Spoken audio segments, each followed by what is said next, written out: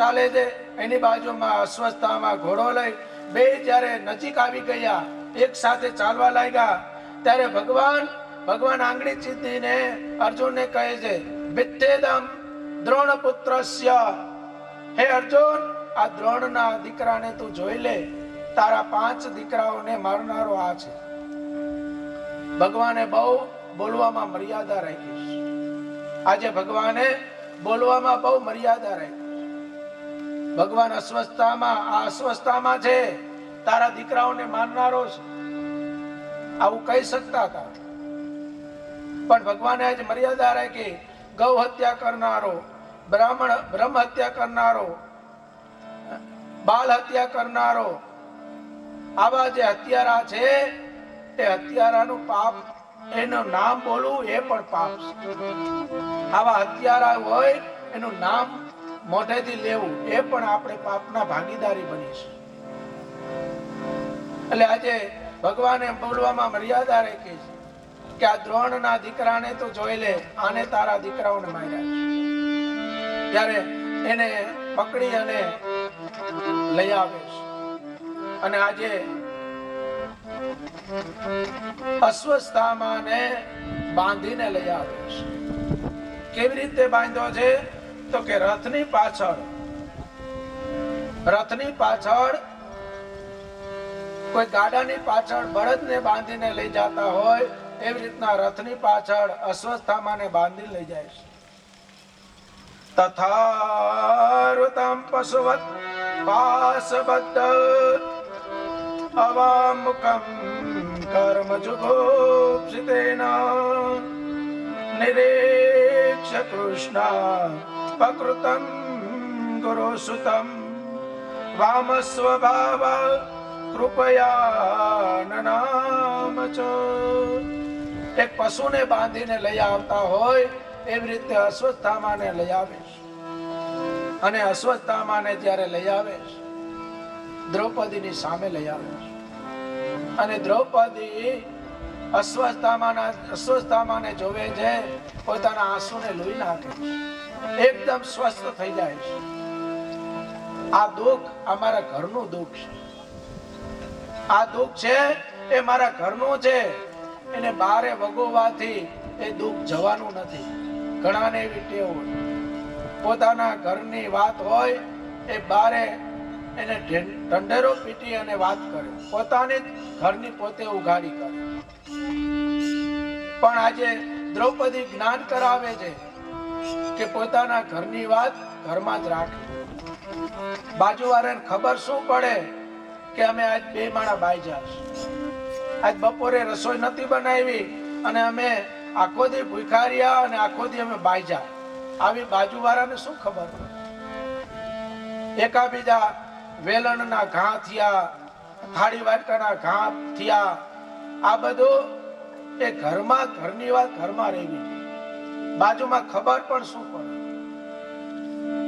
બાજુવાળાના ઘરમાં થાળી વાટકાનો અવાજ આવે તો એમ કેવું જોઈએ કે તો અભેરીમાંથી નીચે પડ્યા ને થાળી વાટકો એનો અવાજ આવ્યો.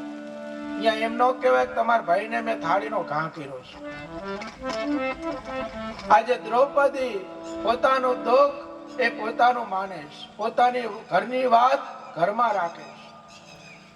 આંસુ લૂછી નાખ્યા છે. સ્વસ્થ થઈ 2 હાથ જોડીને અશ્વસ્થામાને આવકારો આપે છે અને કહે છે, હે ગુરુપુત્ર, મારા આંગણે તમે પધાર્યા છો. કૃષ્ણ પકૃતમ ગુરુસુતમ, હે ગુરુપુત્ર તમે પધારો. એટલે દ્રૌપદીને વામસ સ્વભાવા કીધી. દ્રૌપદીનું એક નામ છે વામસ સ્વભાવા, બહુ સારા સ્વભાવની. કૃપયા જ નનામા, દરેકની ઉપર કૃપા કરનારી. આવી આ દ્રૌપદી અશ્વસ્થામાને આવકારો આપે છે. અર્જુન કહે છે કે અરે દ્રૌપદી, તું જેને આવકારો આપે છે એ જ તારા બાળકોને મારનારો છે, તારા આ બાળકોનો શત્રુ છે, આ જ બાલ હત્યા કરનારો શત્રુ, અને તું એને હાથ જોડે છે.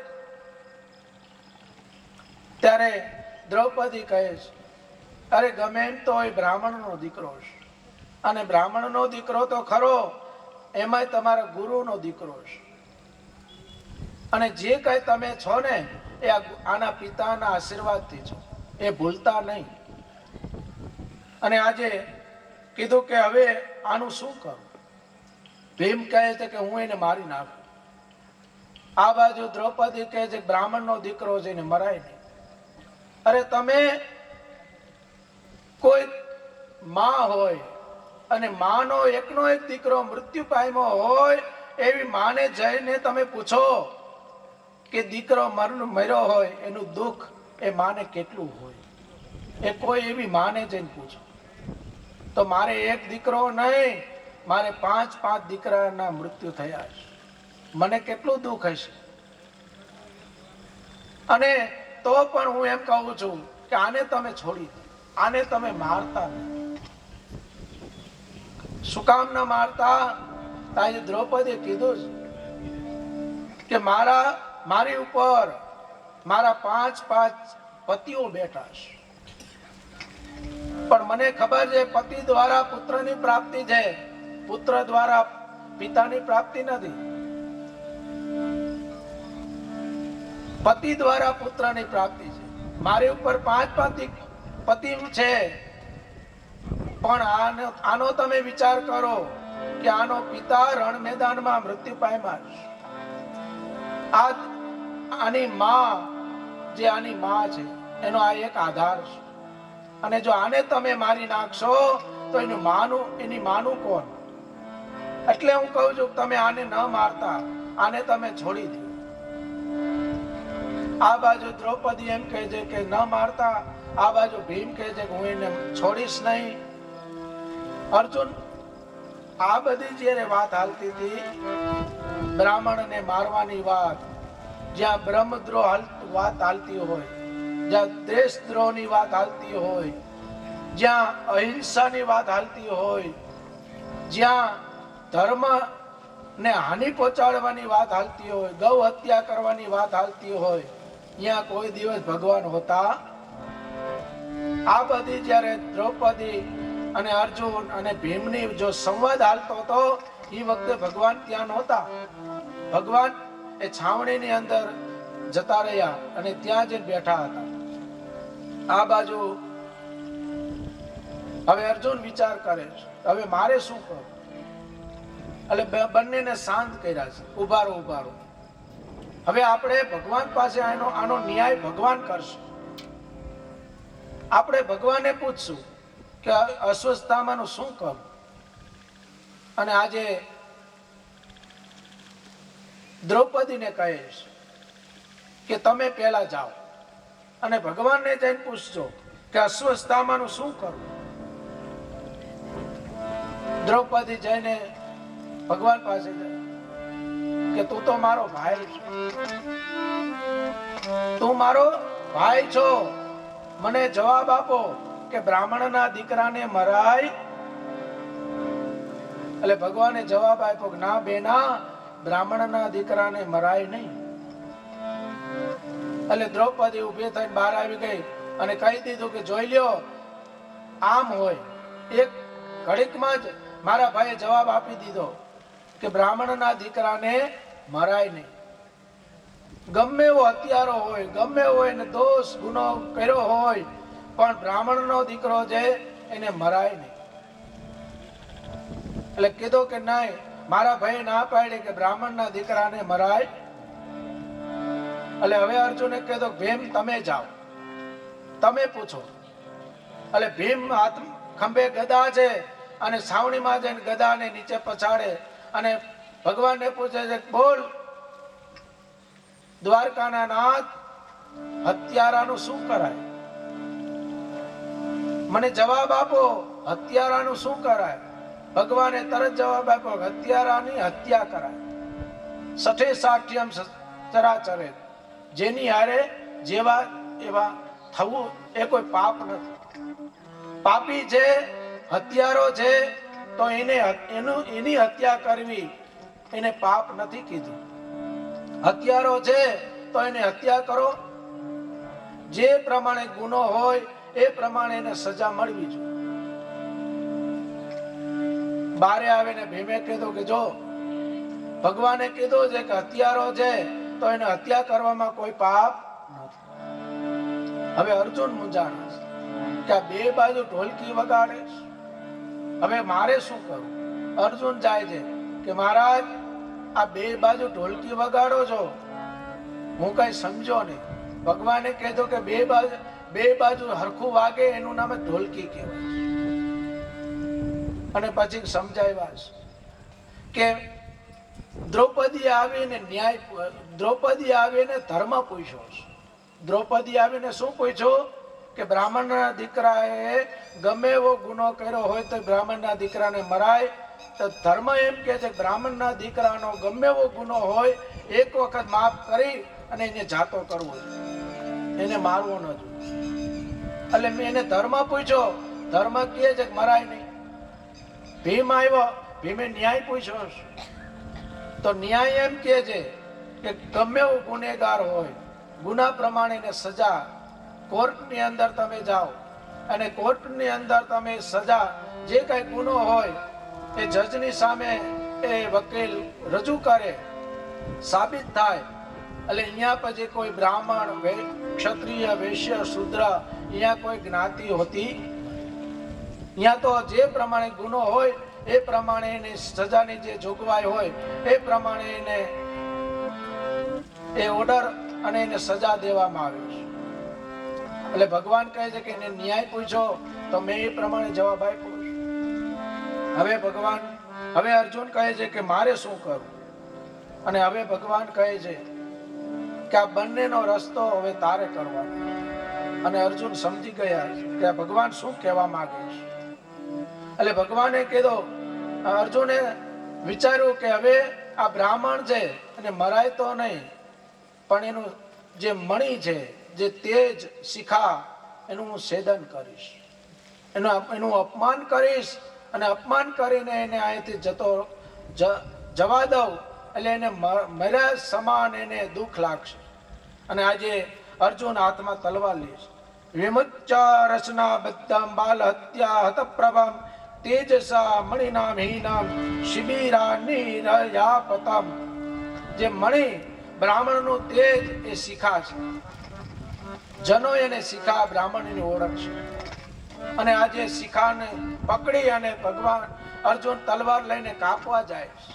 અને આજે અશ્વત્થામા બોલે છે કે હે અર્જુન, થોડીક તલવાર નીચે લઈ લે, આ તારી તલવાર થોડીક નીચે લઈ લે અને મારા ગળા ઉપર મૂક અને મારું ગળું કાપી નાખ, પણ મારી શિખાને છેદન ન કર.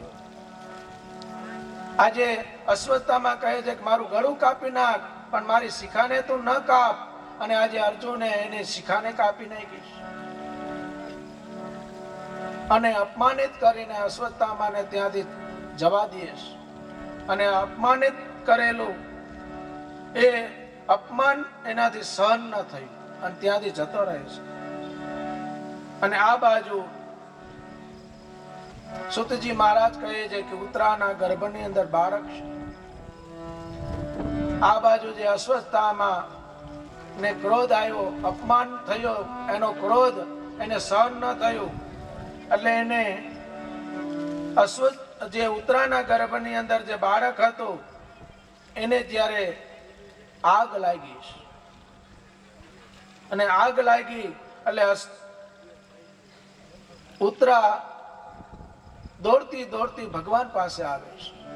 અને ભગવાન પાસે આવીને કહે છે, પાઈ પાઈ મહાયોગી દેવ દેવ જગતપતે નાન્યમ તદ્વયમ પશ્યે યત્ર મૃત્યો પરસ્પર.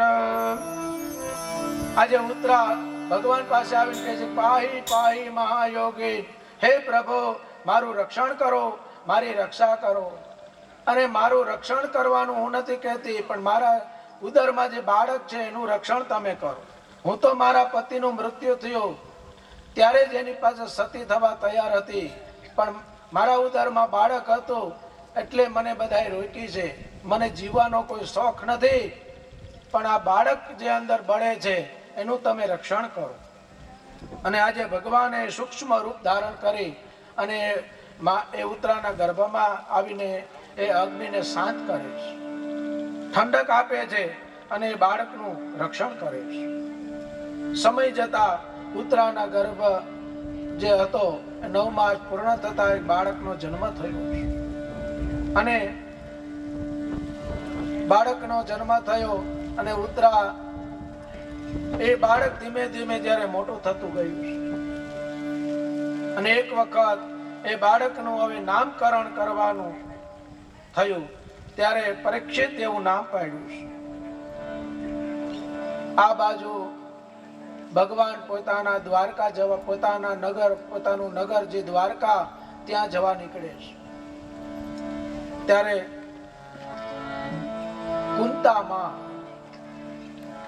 કુંતામાં ઉભા ઉભા રડે છે.